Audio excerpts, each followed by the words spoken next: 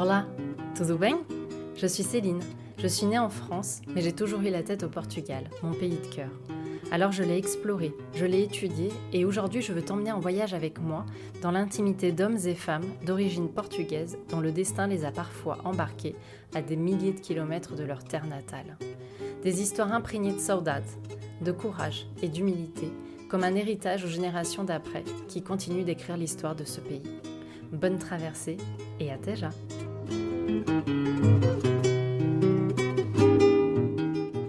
Pour ce nouvel épisode, j'ai eu le plaisir de recevoir David Ferreira à mon micro. David est un artiste peintre talentueux, autodidacte, qui se prédestinait pourtant à une carrière de géomètre qu'il n'avait pas réellement choisie. Né en France le 15 octobre 1982 à 5h15, c'est un enfant plutôt discret et travailleur qui grandit dans une famille dont l'histoire a commencé près de Viseu et Porto, mais dont le destin les a transportés jusqu'à Pau. Une grand-mère courageuse, arrivée en France avec 7 enfants et très intégrée dans son quartier de Pau. Un père charpentier aux mains d'artiste et exigeant. Une mère passionnée de peinture et de céramique. Autour de lui et sans s'en rendre compte, David baigne déjà dans un univers créatif d'adultes très charismatiques. Alors pas facile de s'affirmer, surtout quand on lui rappelle son étiquette de portugais lorsqu'un choix de carrière doit se dessiner. Ce sera alors dans le bâtiment qu'il débutera son histoire professionnelle. La suite, je vous laisse la découvrir à travers son récit. Le lien de David avec le Portugal est au-delà de la langue ou des souvenirs d'enfant. Il se retrouve dans l'explosion de couleurs de ses œuvres, dans son amour de recevoir, son goût du voyage et de l'inspiration d'ailleurs. Je vous laisse accompagner David, alias Toto.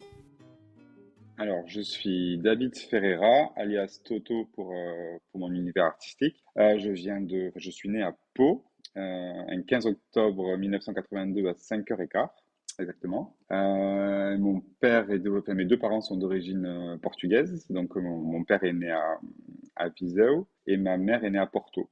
Ils sont arrivés en France. Mon père est arrivé en France à l'âge de 8 ans, ma mère est arrivée en France à l'âge de 6 mois. Pourquoi Pau? Je ne sais pas exactement. Et à Pau, il y a une grosse communauté de Portugais qui sont de Viseu, qui sont de cette ville-là. Donc souvent, quand on dit à Pau, on est Portugais, ah, ben t'es forcément de Viseu. Mais ma mère, non, est de Porto. Alors, je ne sais jamais su pourquoi ils sont arrivés de Viseu. Mais à mon avis, ça va être une famille de Portugais qui est arrivée à Pau, qui a dû trouver l'endroit sympa. Et vu qu'on est pas trop loin de la frontière, qui a dû envoyer des messages à tous les copains du pays pour venir les rejoindre. Mais ma grand-mère est arrivée donc elle avait beaucoup d'enfants. Mon père, ils sont 7. Donc, elle arrivait avec les 7 enfants. Bon, elle n'a pas eu de chance parce que son mari l'a laissé tomber quand elle arrivait en France. Donc, elle a dû se débrouiller toute seule. Donc, elle arrive dans une cité qui s'appelait à l'époque Luz des Bois, à Pau. Donc, mais c'était compliqué hein, pour une dame seule d'élever 7 enfants. Surtout qu'il y avait 6 garçons et une fille. Donc, quand même très très compliqué. Donc, elle faisait ce qu'elle pouvait, mais elle a quand même réussi à les élever les 7. Voilà. Et pour ma mère, elle est arrivée à 6 mois. Bon, après, c'était plus simple parce qu'il y avait mon grand-père et ma grand-mère. Pareil, c'était nombreux, ils étaient 9 enfants. Il y en a un qui est décédé petit. Mais eux, ça a été plus simple. Ils sont arrivés je pense qu'ils avaient plus de moyens aussi. Ils sont arrivés à l'époque en campagne paloise. Ils sont arrivés de Porto. Et donc, ils avaient une grande maison. Ils avaient 9 enfants. Voilà. Mon père a toujours gardé sa nationalité portugaise. Il n'a jamais voulu avoir la nationalité française comparé à ma mère qui était une nationalité française, parce qu'elle était plus petite, mais lui c'était vraiment je sais pas, il a jamais voulu prendre la nationalité française, alors que nous, il nous a inculqué, il voulait pas qu'on soit portugais, il voulait qu'on soit français.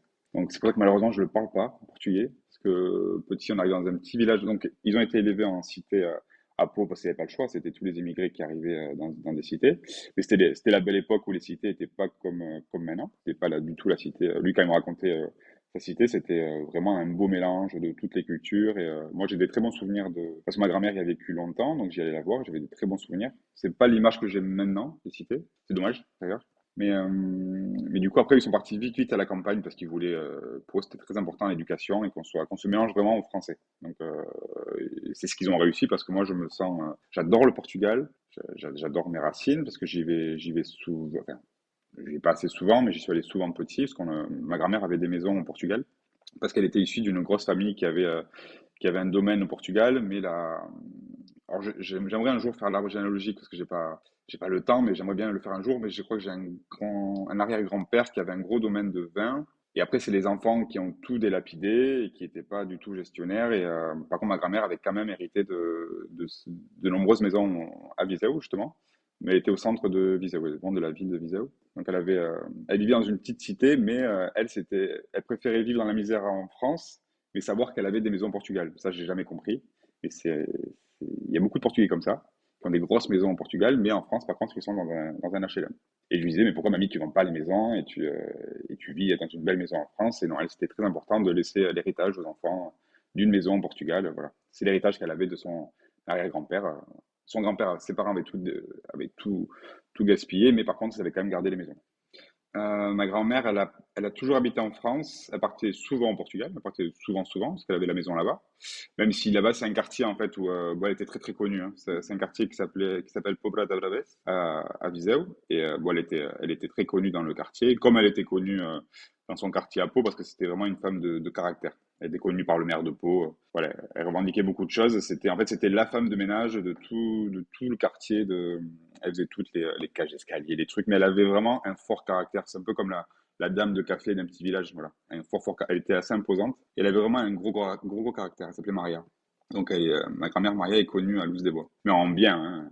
Elle avait un caractère à bien tremper, mais c'est ce qui l'a caractérisé. Après, moi, malheureusement, j'ai pas de lien parce que je parle pas le portugais, c'est mon gros problème. Et voilà, mon père a vraiment voulu nous éduquer, qu'on soit français, à tel point qu'en fait, il nous a pas appris la langue. Alors, je sais que moi aussi petit, je faisais un petit rejet de la langue parce que c'est pas évident quand on arrive dans un petit village béarnais où on est entouré de Français. Et quand on est différent, mais la différence, c'est compliqué parce qu'on veut être comme tout le monde. Et tous mes cousins cousines étaient comme moi. J'ai aucun cousin cousine qui parle. Ah si, j'ai une cousine éloignée mais qui parle portugais, mais c'est ça. Mais elle, c'est voilà, c'est vraiment sa mère lui a appris le portugais, elle parle portugais. Et quand tous mes cousins cousines ont des parents qui sont tous mariés à des Français. Donc en fait, on n'a pas communiqué ensemble en portugais. Donc, j'ai pas cette chance de parler le portugais, ce que j'aimerais beaucoup actuellement. Hein. C'est un vrai regret. Alors, j'entendais un petit peu parce que du côté de ma mère, ma grand-mère parlait que le portugais. Alors, je le comprends, mais j'ai jamais fait l'effort en fait. Mais je pense que c'est vraiment, ouais, c'était vraiment un rejet de la langue. Alors, parce qu'après, il y a eu ce côté un peu, ouais, où on voulait être portugais. Que j'ai pas du tout aujourd'hui, mais à une époque, c'était presque honte d'être portugais.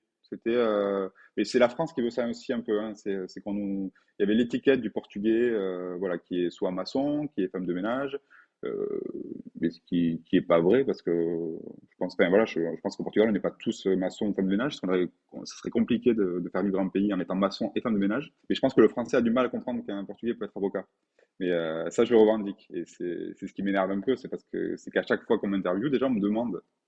Et c'est marrant parce que j'ai un voisin qui, souvent dans des interviews, et j'ai un voisin, et souvent on s'interviewe par c'est quoi vos origines? Et on caractérise quelqu'un par son origine, ce qui est pas normal parce que moi je suis d'origine portugaise, mais je suis avant tout français. Donc, mais ça ne veut pas dire que j'ai honte d'être portugais. Je suis français avant tout. Je suis né en France, j'ai des valeurs françaises, éducation française. Donc, des fois, c'est vrai que c'est énervant qu'on mette une espèce d'étiquette portugaise sur le front. Je ne sais pas pourquoi ça m'énerve, mais des fois, ça devrait même pas m'énerver. Mais c'est vrai que c'est systématique, alors que ça, je sais pas. Après, c'est normal d'avoir des origines, et moi, je suis fier d'avoir des origines. J'ai des origines autant, enfin, mes enfants surtout. Je ne t'ai pas raconté les origines de ma femme, mais c'est un mélange. Je suis hyper fier d'avoir des origines différentes. Moi, c'est une force. Donc, ma femme est d'origine chaldéenne. Donc, les Chaldéens, je ne sais pas si tu connais, mais c'est les ancêtres des Babyloniens. Donc, elle a une très belle histoire. Elle est née en Silopie. C'est un tout petit village et qui est entre la Turquie, la Syrie, l'Iran, tout petit village. C'était des catholiques qui étaient entourés de musulmans et qui se faisaient persécuter par les PKK à l'époque. Donc, elle est arrivée, donc elle a fui le pays à l'âge de 11 ans. Donc elle a vécu là-bas. C'était des espèces comme des petites cabanes, des grottes, sans eau, ni électricité. Elle allait chercher l'eau au puits, elle vivait dans des montagnes. Donc c'est une toute petite communauté qui était très heureuse. Hein. Elle a des très très bons souvenirs de son enfance, malgré que c'était un autre environnement et pas du tout la même vie d'aujourd'hui. Alors qu'aujourd'hui, elle est avec son Apple Watch, son téléphone, son iPad, elle gère très bien. Elle a aucun accent en plus, donc elle s'est vraiment très très bien intégrée. Elle arrivait à 11 ans, elle parlait que le chaldéen, et le chaldéen, c'est la langue de Jésus. Donc, ouais, c'est les premiers chrétiens, en fait, les chaldéens. Et en fait, elle parle l'araméen, donc c'est la langue de Jésus. C'est une langue perdue, mais qui est pas si perdue que ça, parce que toute sa famille parle sa langue maternelle, l'araméen. Donc, c'est une très très belle langue. Et du coup, mes enfants ont la chance d'être d'origine chaldéenne et portugaise. Donc c'est un super mélange. Et française. Parce que du coup, voilà, pour moi, ils sont français. Parce qu'on vit en France et qu'on vit à la française, quoi. Donc on vit pas du tout à la chaldéenne ou à la portugaise. Mais eux, je pense eux, ils sont fiers de leurs origines, par contre. Ouais, alors je sais pas pourquoi notre génération, à nous, quand on était petits, c'était comme ça. Maintenant, j'ai aucune, voilà, je suis très très fier d'être portugais et j'adore mon pays. Et plus je grandis et plus je rencontre des Portugais exceptionnels et souvent des Portugais, on ne sait pas qu'ils sont portugais. C'est ça qui est rigolo, c'est qu'il y a plein de gens plutôt connus qui sont portugais, mais on s'en vante pas en fait. Alors, je pense pas que c'est pas qu'on n'est pas fier, mais on veut pas que ce soit une étiquette. Voilà. On est portugais, mais on n'a pas besoin de le montrer forcément.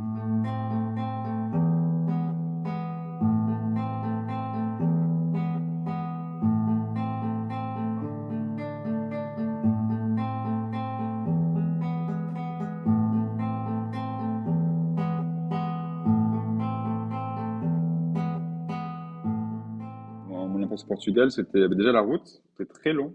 Une route très très longue où on s'arrêtait souvent et voilà, la chaleur, voilà, chaleur désertique. Mais c'était vraiment les vacances sympas. Et quand on arrivait, je me rappelle des sardines, voilà, l'odeur de la sardine, je sais pas pourquoi, des orangers, beaucoup. Il y a beaucoup d'orangers chez ma grand-mère. Et après beaucoup de repas, voilà, c'est qu'ils recevaient beaucoup. Voilà, ils avaient je me rappelle des très grosses maisons. Voilà, mais j'ai un oncle pas un oncle, un cousin de mon père qui est avocat au Portugal et qui a une énorme maison et ça me faisait rire parce qu'ils avaient un étage exposition, donc là où ils vivaient. Donc on visitait le beau canapé, les beaux rideaux. Et en bas, c'était l'espèce de garage cave où c'était la fête. Mais bonne fête, où en fait ils avaient une autre cuisine, mais un sous-sol, où c'était une grosse salle des fêtes. Et là, on faisait des gros repas, mais c'était des gros repas qui duraient la journée entière. Donc c'était vraiment la fête. Donc je pense qu'ils adorent recevoir, ils adorent se réunir. Ça, c'est très différent de la France où c'est plus familial, on va dire. Voilà. Il y a des gros repas, on voit tout le monde. Et après, il y a beaucoup de bars et restaurants aussi. Ma grand-mère était dans un quartier, donc en banlieue de Viseu. Et c'était un quartier où dans le quartier, il y avait quatre bars. Donc, on avait notre bar pour la glace, on avait notre bar pour jouer au baby-foot, on avait notre bar pour regarder le foot et notre bar pour aller manger. Donc, en France, jamais, il n'y a pas de. Enfin, et puis, ça a pas changé en plus là-bas, c'est vraiment comme l'Espagne. Donc, ça, c'est ce qui me plaisait, c'est que on vivait pas que. On n'était pas enfermé chez nous.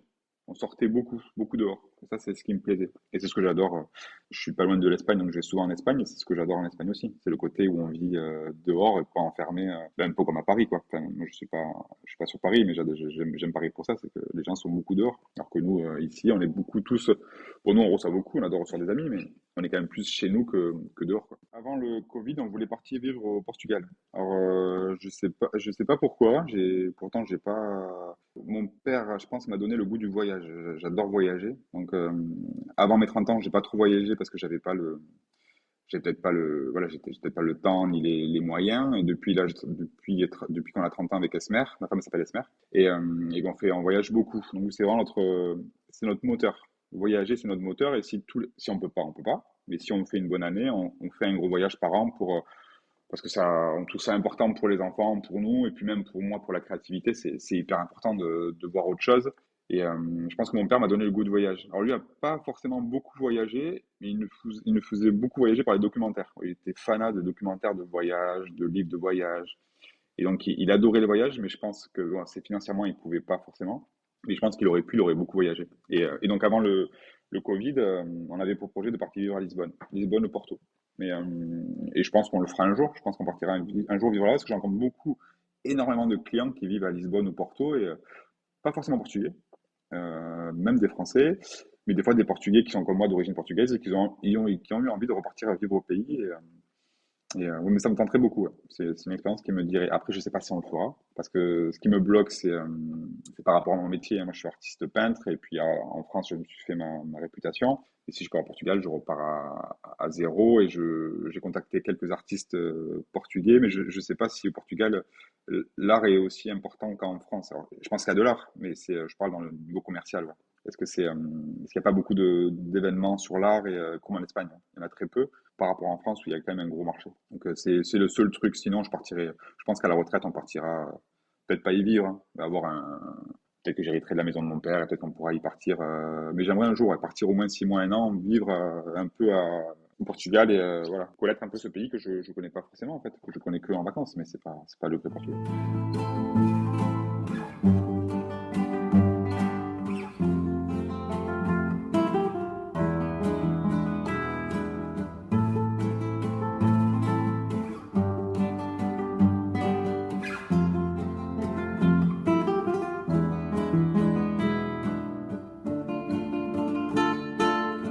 Et mon parcours d'artiste, il a commencé tout petit. Tout petit, j'ai toujours aimé dessiner, faire de la BD, faire de la sculpture. Enfin, j'ai toujours été hyper créatif. Mais mon père était un artiste hein, qui a jamais vécu de son art. Mais souvent, on parlait de lui en tant qu'artiste. Il était charpentier, mais il faisait beaucoup de sculptures en bois. Donc, il faisait des charpentes, mais il était connu pour sa créativité. Voilà, il faisait beaucoup de charpente traditionnelle. C'était pas de la fermette ou beaucoup des bâtiments anciens. Il a fait dans la région où je suis, il a fait beaucoup de puits, des choses qui restent, mais c'est comme des œuvres d'art. C'est pas très artistique. Et ma mère faisait de la peinture, de la céramique, donc petit, ils nous ont quand même inculqué même si mon frère est pas du tout, j'ai un frère qui est pas du tout artiste et qui a pas du tout enfin, qui touche pas du tout à ce domaine. Mais moi, en tout cas, j'ai pris les côtés de mon père et de ma mère. Donc, mon père faisait de la sculpture en bois, mais qui vendait pas du tout, hein, qui n'a jamais vendu. Et ma mère qui faisait de la peinture enfin, elle nous peignait des murs à la maison, elle faisait de la céramique, mais c'était par plaisir, quoi. C'était vraiment la passion de se faire. Et puis voilà, c'était toujours à la maison, c'était toujours décoré. Enfin voilà, le goût de la création. Et donc j'ai commencé donc depuis tout petit. J'étais quelqu'un de très très timide petit parce que j'avais voilà, comme je vous ai dit une grand-mère qui avait un fort caractère, un père qui avait un gros caractère, qui était très charismatique, et c'est très dur d'être enfant d'un monsieur, on va dire. Donc ça, c'était très compliqué pour moi, étant jeune, de m'affirmer.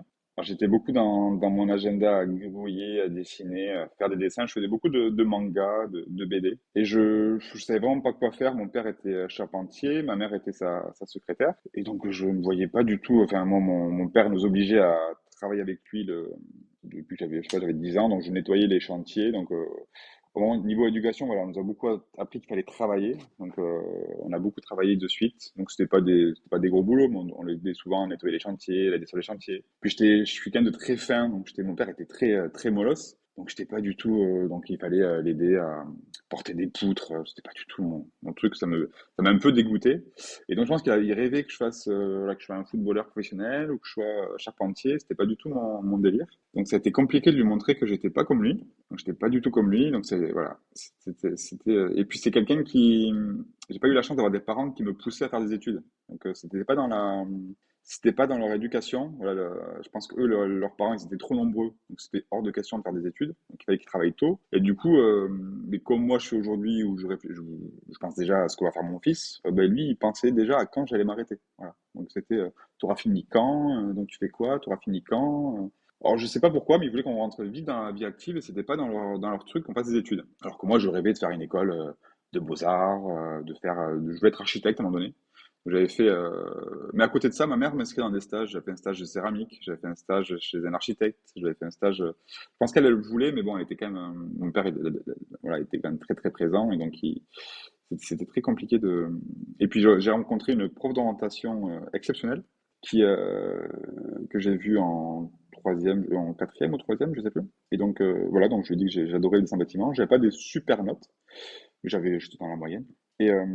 Et donc quand je lui ai dit je veux faire la BD, elle me fait ah non, à mon avis, ton père est dans le bâtiment, t'aimes le dessin, donc tu es d'origine portugaise, donc tu devrais aller en dessin en bâtiment, forcément. Donc cette dame m'a un peu gâché la vie. Parce que du coup, c'est dommage, parce qu'on a 14 ans, mais un adulte vous dit ça, donc eh ben on l'écoute. Donc je suis parti en dessin bâtiment. Donc ça a été super. Je n'ai jamais recroisé cette dame, mais je la remercie. C'est jamais si elle écoute.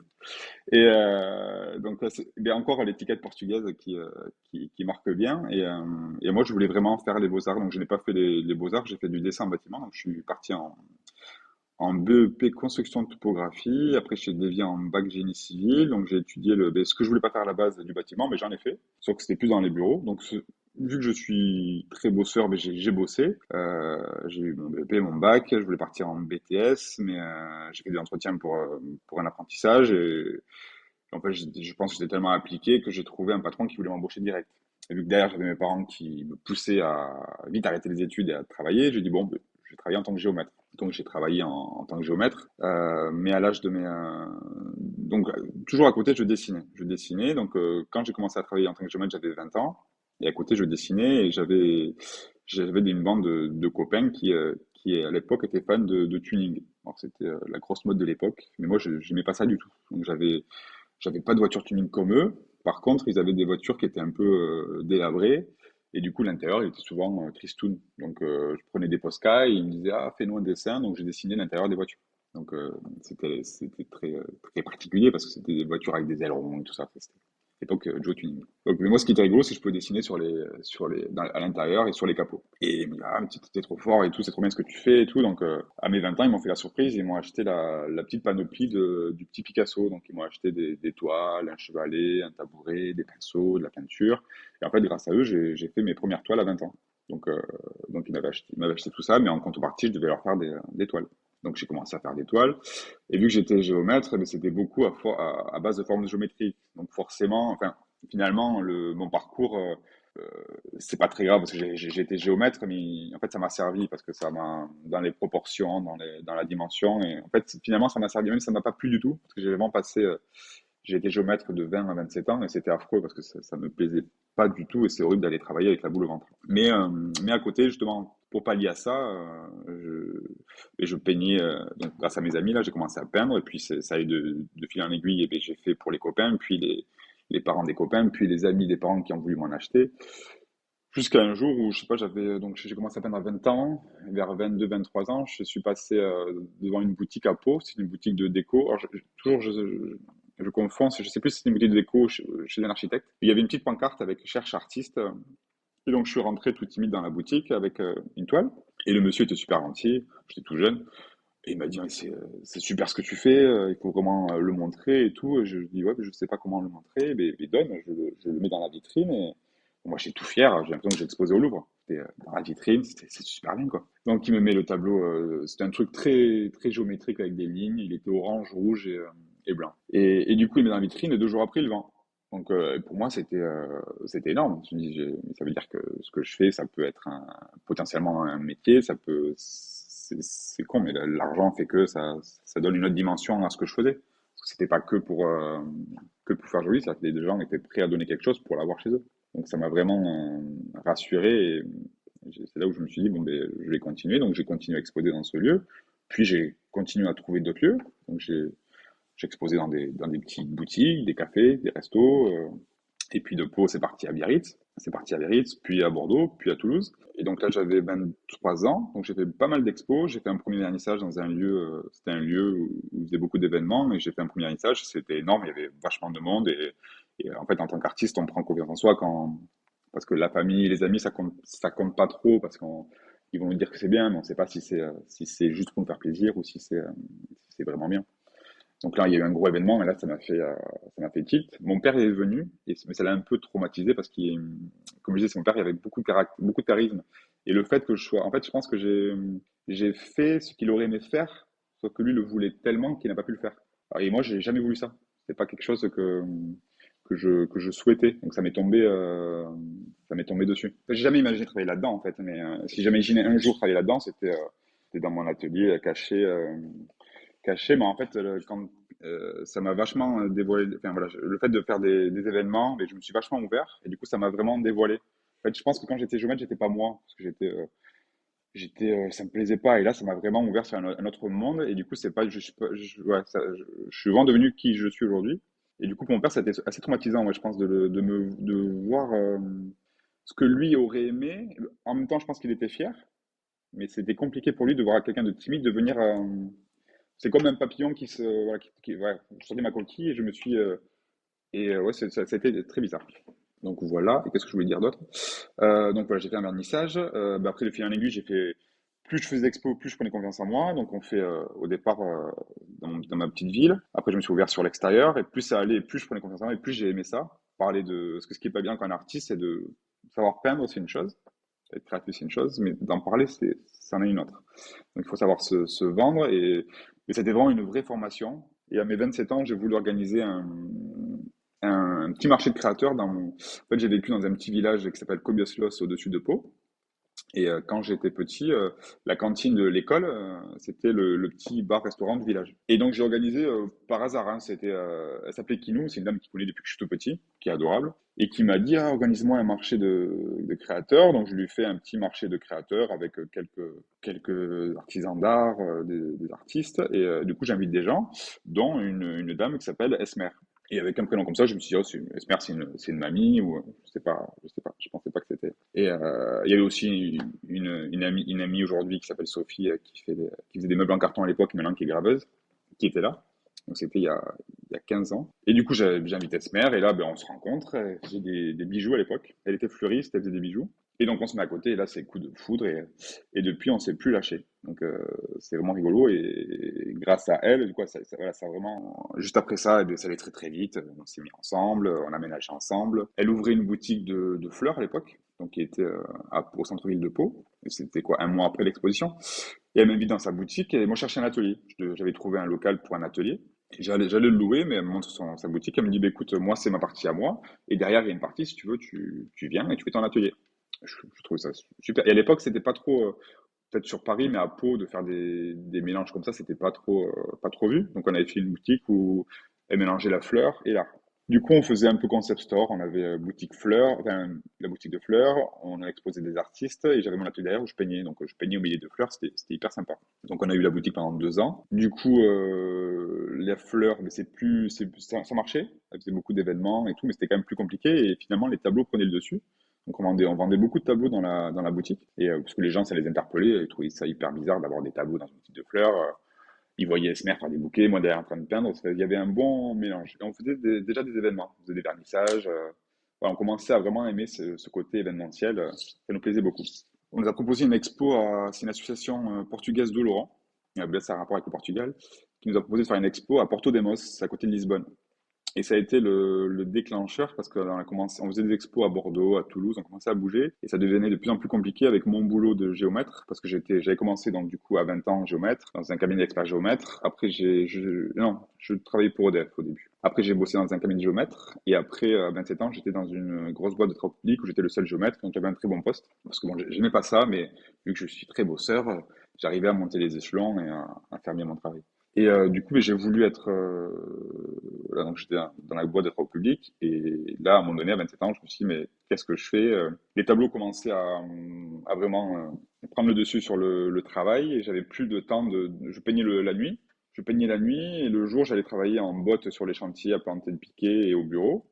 Donc ça me plaisait bien le contraste, le fait de travailler le jour et la nuit de peindre, mais à un moment donné, on n'arrivait plus avec ma femme la boutique de fleurs aussi, c'était très compliqué. En fait, moi, j'arrive pas à faire 50 000 choses à la fois, donc ça a duré comme ça pendant 2 ans. Et après, j'ai dit stop, donc j'ai passé une journée entière parce que mon patron ne voulait pas me lâcher. Et ça a été très compliqué parce qu'il n'a pas voulu me laisser partir donc j'ai dit, il fallait démissionner pour vivre de la peinture. Et c'était pas, ouais, c'était quand même très dur, quoi. Partir sans chômage ni rien, sachant que j'avais travaillé 7 ans sans être malade, sans rechigner. Donc je trouve que c'était un peu injuste. Donc j'ai quand même démissionné. Donc du jour au lendemain, j'ai passé une journée avec ma lettre de démission, je me rappelle. En plus, je suis signe de la balance, alors c'est compliqué pour moi. Donc je me rappelle très bien de cette journée-là. Et donc je l'ai déposé et de ce jour-là, ça a été le démarrage de la vie de Toto, quoi. C'était vraiment le démarrage de ma vie parce que je me demande même qu'est-ce qui m'a pris de faire ça pendant 7 ans, mais après, des fois, il y a des gens qui passent une vie à regretter, mais il faut pas parce que dans la vie, tout est possible, hein. Moi, mes parents sont arrivés en France, et je trouve que c'est un parcours qui est super parce que j'aurais jamais cru que j'y arriverais. Mais tout s'est fait. Après, j'ai pas l'impression d'avoir, souvent on me dit comment vous avez fait, mais en fait, j'ai l'impression d'avoir rien fait. C'est juste la passion c'est comme si je suivais un chemin, mais il y a, alors je sais pas si c'est la chance ou si on la provoque, j'en sais rien, mais ça s'est fait vraiment naturellement et, après, je travaille beaucoup, je travaille énormément, donc on n'a rien sans rien, hein. Sans tableau, on me verrait pas, donc ça se bouscule quand même la chance. Mais tous ces chemins, le fait d'avoir l'expo à Lisbonne, que je démissionne, qu'on parte à Lisbonne, et après ça a enchaîné. Du coup, l'expo à Lisbonne, ça nous a donné l'idée de faire des expos, donc on est parti avec ma femme, on a économisé pendant un an pour faire une expo sur Paris, ça s'appelait le GEMAC. C'était un salon qui était mythique, parce qu'à l'époque en France, il n'y avait qu'un salon d'art, il était à la place de la Bastille à Paris, donc pour moi c'était un rêve de faire ce salon-là. Donc on économise pendant un an. Voilà, parce que les salons, c'est pas rien. C'était, je crois, je crois que c'était 3 000 € pour un stand. Et la Bastille, il y a l'avenue Bastille, l'avenue Bastille, ouais, l'avenue Bastille, je sais plus. Et après, il y a la Bastille, il y a le gros chapiteau avec les gens connus, les artistes connus. Et nous, on était tout au bout, tout au bout, tout au bout. On était des petits artistes qui arrivaient du sud-ouest. Alors vraiment, voilà, on arrivait de Pau avec notre petit camion. On avait un Kangoo, je crois, à l'époque. Donc vraiment, pour nous, c'était comme si on allait au Portugal, quoi. Donc on est parti à la capitale. Et pareil, ça c'est une journée qu'on ne se rappelle toute notre vie parce que moi je suis quelqu'un de très stressé, et très anxieux, donc j'avais très très peur parce qu'on avait toutes nos économies. On s'est dit comment on va faire si on n'y arrive pas, comment on fait. Donc on passe le premier jour, ben voilà, on expose et rien, il se passe rien. Deuxième jour, il se passe rien. Et à côté, on avait ce jeune Arsène qui avait une table, du bulle pour emballer. Il me dit, ah, mais tu vas cartonner, tu vas voir, ça va aller. Nous, on n'avait rien prévu, on n'avait pas complètement à l'arrache. Et du coup, le troisième jour, ben, on comprend pas, les gens, ils faisaient la queue. En fait, ils faisaient la queue pour acheter des tableaux. Donc, on a commencé à vider le stand, les gens achetaient tous nos tableaux. Et là, je sais pas, c'était inimaginable. C'était, je sais pas, un coup du destin, j'en sais rien. Et donc, tous les gens se sont mis à acheter nos tableaux, dont un grand monsieur qui arrive, qui avait un accent de chez moi en plus. Il était vers chez moi. Et il me dit, ah, j'ai deux, trois brasseries à Pau. Il était avec une décapotable. Il m'a acheté deux, trois tableaux qu'il met dans la décapotable. Il était avec sa dame qui était super gentille. Un mec super simple. Et le lendemain, un client qui m'envoie un message, mais David, c'est énorme, t'es à la place Vendôme. En fait, ce monsieur, c'était Alain Dutournier. Donc, il y avait le restaurant Les Carrés des Feuillants, qui est un très très grand restaurant à la place Vendôme. Donc, il a mis mes tableaux à la place Vendôme. Et c'était, pour une première expo à Paris, c'était énorme. Et en fait, voilà, cette expo, ça a ouvert plein de portes pour nous parce que, et financière, parce qu'on avait vendu beaucoup de toiles et tout ce qu'on a gagné, on l'a pas gaspillé, on l'a réinvesti dans d'autres salons. Donc, on a commencé à faire d'autres salons, s'inscrire un peu partout. Donc, on a fait un salon à Marseille et pareil, qui a très bien marché, puis un autre, je sais plus où. Et en fait, donc là, j'ai 41 ans, donc ça fait depuis là, on s'est jamais arrêté depuis que j'ai 27 ans, mais on a fait des salons partout en France et à l'étranger. Donc, c'est grâce à ce jour-là à Paris, grâce à, voilà, salon qu'on avait connu pendant un an, que toute notre vie a déboulé, quoi. Et c'est ce qui a fait qu'on en est là aujourd'hui, quoi.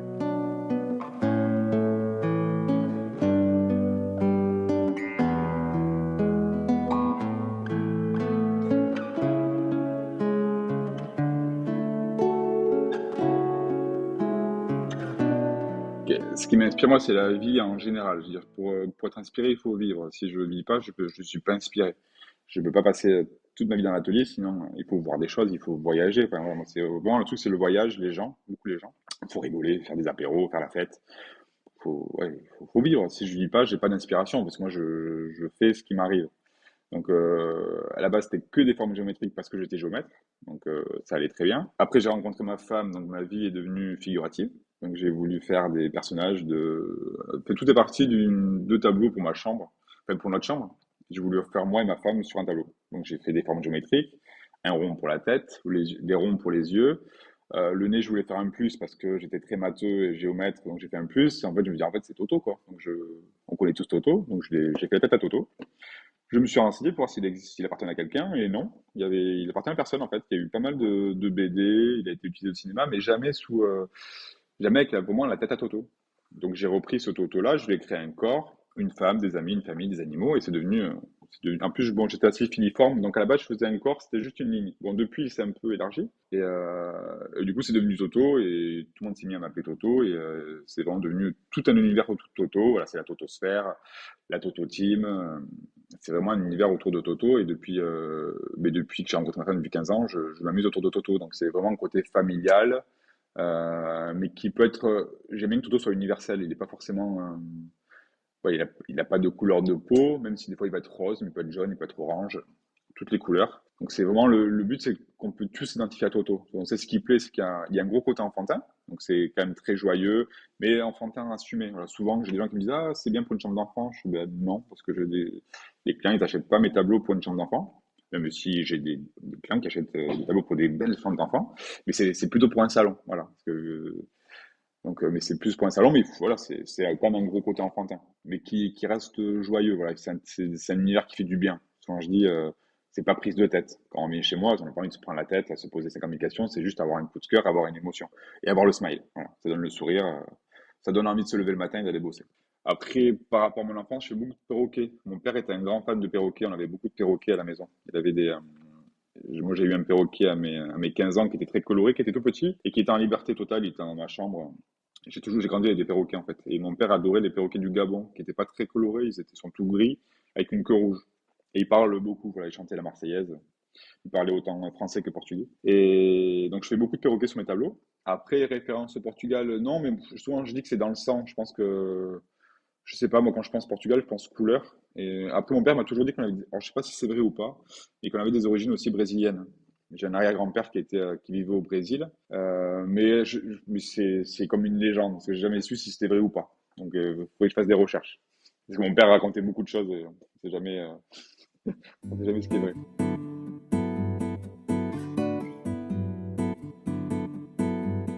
Pour te résumer la chose, donc on a eu la boutique de fleurs, on a arrêté, on est parti sur les salons. Donc on a fait beaucoup de salons. J'ai ouvert une galerie, mon atelier galerie chez moi, à la maison à Sauvagnon. C'est un petit village au-dessus de Pau. Ensuite, j'ai ouvert un atelier galerie dans le village, donc à Sauvagnon. Au centre du village, j'étais tout seul. C'est un petit village où j'avais un gros atelier, mais je me sentais hyper seul. Du coup, avant le Covid, là, on a eu l'idée de, on voulait partir vivre au Portugal. Mais il y a eu le Covid. Donc, du coup, ça a changé nos plans. Du coup, on s'est dit, bon, on avait besoin de changement. Donc, on avait une jolie maison à Sauvagnon, mais qui était passée à la maison France 5. Et du coup, voilà, on a vendu la maison, on est parti en ville, donc on est parti à Pau. Et de là, j'ai cherché un atelier, et j'ai trouvé un atelier au fond d'une cour. C'était un vieux garage de mobilette, mais qui était plutôt simple, enfin, qui avait des hauts plafonds, un peu vétuste, mais très grand, quoi. Il faisait 200 mètres carrés. Je me suis dit, ah, il y a un truc à faire, pourquoi pas. Donc c'est parti, on trouve une maison à rénover, une ruine. Parce que ouais, j'adore aussi, ça c'est le côté portugais, c'est que j'adore rénover les maisons. C'est ça que je te parlais de la maison France 5, mais c'est parce on a un goût aussi pour mon père m'a donné ce goût de la. Alors moi je sais pas faire, je sais pas casser, je sais pas construire, mais par contre j'ai plein d'idées. Donc j'adore la rénovation. Et là c'est notre on a fait 3 rénovations et là on vient de vendre notre maison et on va repartir sur une nouvelle construction. Mais je crois que c'est un problème. Ça fait tous les 4 5 ans on a envie de bouger.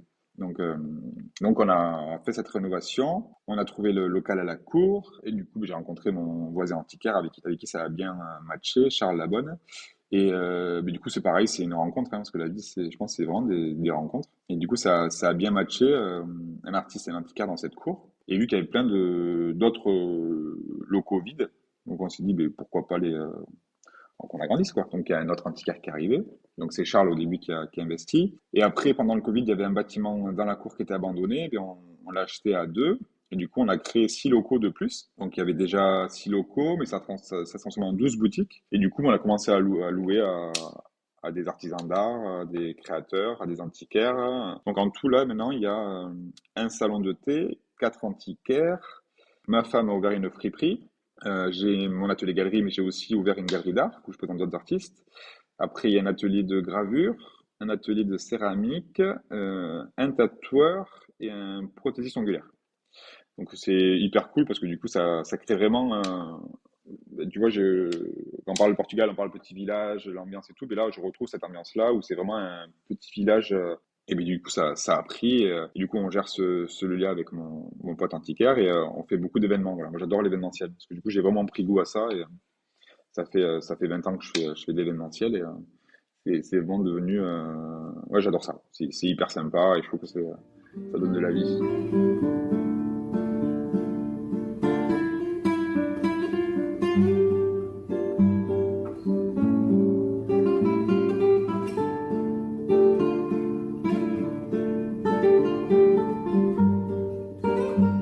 Je pense que c'était une chance d'être dans une famille où j'avais pas de pression. Voilà, comme certains peuvent avoir une pression où on est forcément obligé d'être médecin ou d'avoir un gros poste à responsabilité parce qu'il faut faire plaisir à papa, maman. Moi, mes parents m'ont jamais forcé à faire quoi que ce soit. Après, quand je leur ai dit que je voulais être artiste, ça leur a pas fait plaisir, hein. Mais pour eux, c'était plus géomètre, c'est bien, c'est la sécurité, c'est un salaire à la fin du mois. Là, c'était vraiment artiste, on n'a pas il n'y a pas de salaire, mais j'avais pas cette pression. C'est pas grave en fait. On peut se gameler, on peut se tromper, on peut. Et je pense que ça c'est une chance. J'avais pas la pression familiale d'être quelqu'un. Voilà.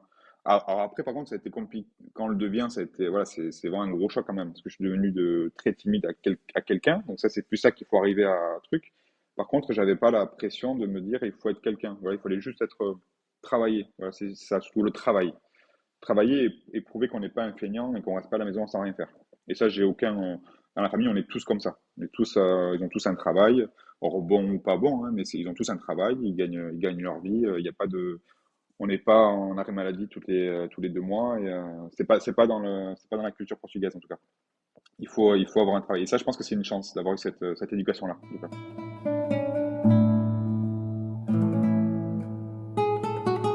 C'est quotidiennement, les Portugais, mais c'est pas méchant des fois, hein. C'est des copains français qui font des petites blagues. Mais en fait, les petites blagues, à force, c'est c'est tellement lourd que ça me fait. Ça en devient plus drôle en fait. C'est pas, on fait pas de blagues aux Français, nous. Donc, et puis ça me donnait pas l'idée de faire une blague à un arabe ou à un juif. Donc, et j'ai l'impression que les Portugais, on est la proie facile. C'est la petite blague pour nous. Des fois, c'est pour nous. Je sais pas. Mais c'est jamais dans le côté positif. Toujours. Ah, par contre, ça change. Maintenant, j'ai beaucoup de gens qui me disent: Ah, le Portugal, c'est hyper fun. Je dis: Mais pourquoi t'as toujours cru que c'est des gros beaufs, les Portugais, ou quoi? Parce que la déco, elle est hyper sympa dans les bars. Je dis: Mais oui, mais tu sais que les Portugais, faut pas que tu imagines le Portugais qui est concierge. Il n'y a pas que ça, en fait. Il y a des Portugais qui ont du goût, quoi. C'est pas... Mais c'est en train de changer, je trouve, grâce au Portugal de maintenant. C'est vrai que c'est mon père qui avait du mal à le côté portugais parce qu'il était, du coup, il était portugais, mais il se sentait ni à sa place au Portugal, ni à sa place en France. Mais ce qui est le cas de plein de Portugais, parce que en France, bon, c'est très vilain ce que je veux dire comme mot, mais c'était le Portos, quoi. Donc c'était ça, c'est un mot que je n'aimais pas du tout. Et je sais que ma mère s'était fâchée avec une maman d'école à l'époque parce que un enfant avait traité mon frère de Portos et lui l'avait traité de Païsous. Et c'est un paysan. Et du coup, la mère de famille, donc ma mère était allée la voir et dit: Écoute, on n'est pas Portos, on est portugais. Ah oui, mais il a dit que mon fils était Païsous. Bah, je pense que c'est moins méchant Païsous que. Voilà, c'est agriculteur, mais Portos, c'est quand même très péjoratif, quoi. Donc il y avait eu une engueulade. Tout ça pour dire que mon père était ni à sa place au Portugal ni en France. En France, il était catégorisé portugais. Et au Portugal, c'était le riche français qui venait alors qu'il n'était pas du tout riche. Donc on le prenait toujours pour un riche parce qu'on vivait en France et qu'on était forcément riche. Et lui qui avait du gros charisme, il voulait faire plaisir, donc il donnait de l'argent. Et donc, en fait, la place qu'il avait, c'était en Espagne. Il adorait l'Espagne. Parce que c'était au milieu. Et en Espagne, il était, mais il était français. Il était français d'origine portugaise. Mais il n'était pas. Donc, c'est vrai que c'était compliqué pour lui, je sais, il disait, de trouver sa place. Alors que nous, on l'a totalement. Voilà. C'est ce qu'ils ont réussi. C'est que moi, je me sens vraiment à ma place en France. C'est le physique aussi. Enfin, physiquement, enfin, je sais pas s'il y a un physique portugais ou j'en sais rien. Mais c'est que ma mère est blonde, en fait. Donc, ma mère, elle a pas du tout de, physiquement, elle fait pas portugaise. Et c'est vrai que moi, il y a le nom. Mais si je dis pas que je suis portugais, on ne me croit pas. C'est vrai que j'ai des copains qui sont portugais. Il n'y a pas besoin de dire le nom, hein. Ça se voit très très brun. Et moi, j'ai pas forcément un physique de portugais. Donc ça, je pense que ça. Mais par contre, dès qu'on dit mon nom, je sais pas, il y a pas longtemps, quelqu'un m'a fait une blague. Ah oui, tu es artisan peintre. Mais 5 fois, il me l'a dit. Et à la fin, je lui dis: Non, mais en fait, ta blague est nulle. Désolé, c'est pas que je t'entends pas. C'est juste que ton humour est pourri, en fait. Donc, ça me fait pas rire du tout. Et puis, c'est cette blague, on me l'a fait depuis que je suis tout petit. Donc, non, je suis artiste peintre. Et on peut être artiste peintre et portugais.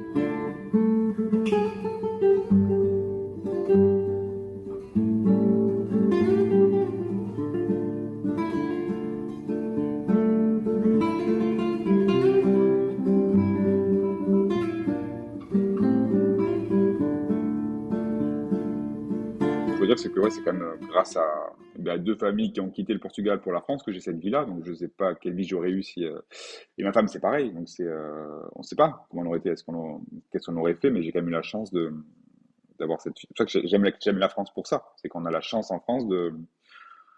Bon, on râle beaucoup en tant que Français, mais on a quand même la chance d'avoir un pays où on peut avoir la vie que j'ai eue, quoi. Enfin, c'est possible. Donc, je dis toujours que c'est possible. Comme je dis à mes enfants, il faut.